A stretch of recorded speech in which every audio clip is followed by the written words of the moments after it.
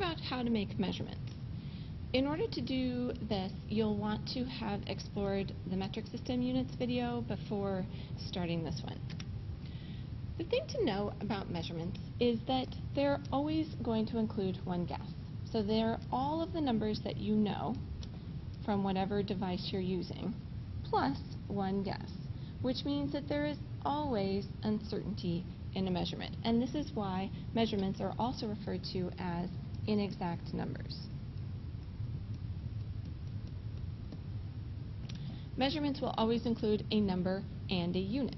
Now, sometimes when I'm doing demonstration problems on these videos, I don't always include the unit because I'm focused on some other aspect of what we're talking about, like significant figures. But in the back of your mind, you want to know that whenever referring to a measurement, there is also a unit attached to it. So, for instance, let's say I needed to measure the length of this screw.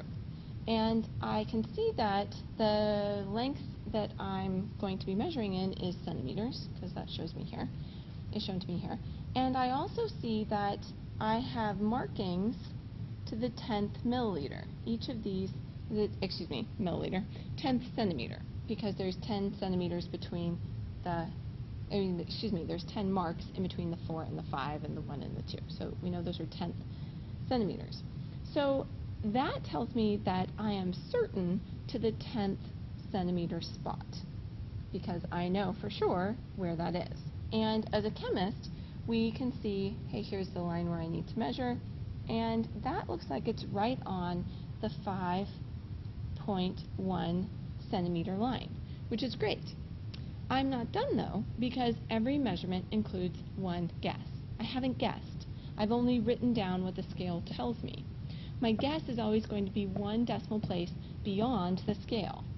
So guess will always equal one decimal place beyond the scale shown. Now in this case, my scale shows 10th centimeters, so my guess will be in the 100th centimeters. Now it looks to me like that line is pretty much right on the 0.1. So I'm going to say that this is 5.10. There's my guess. Let's look at some volume measurements. And for the sake of clarity here, I'm going to make this a little more easy for us and call this a 7 rather than a 6. A little editing as we go. Now, again, we see that between the 7 and the 8, actually, no, let's even make this more interesting. Let's make this a 70 and this an 80 for the sake of illustration. So that tells me that each of these lines is one, let's say, milliliter, since it's not explicitly shown here on my apparatus, but it is likely a milliliter. When reading a volume of a liquid, we have to read to the bottom of the meniscus. So this curve here that you see happening with the bottom of the liquid, that's called the meniscus.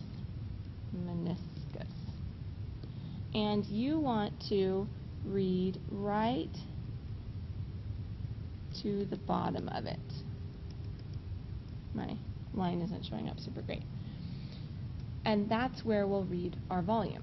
Now, I want to read everything that I know for sure off the scale and then one guess. So I can tell that this volume is larger than 70, because 70 is down here and 80 is up here, and clearly there's no liquid up here. So I know that it's 7D something, and I also know that the bottom of that meniscus looks like it's hanging out right on this line, which is 1, 2, 3, looks like 3. And then the question is my meniscus right on that line, or is it just above the line? And this is where we're guessing. Now, I would say it's looking like it's pretty much right on that line right there. So I would say 0.0. Now, if you thought it was 0.1, that's okay. We're guessing here. And as long as you're not saying it's 0.5 or 0.3, we're probably pretty safe. Now I'm going to add my unit, and my measurement is finished. Let's talk about reading scales.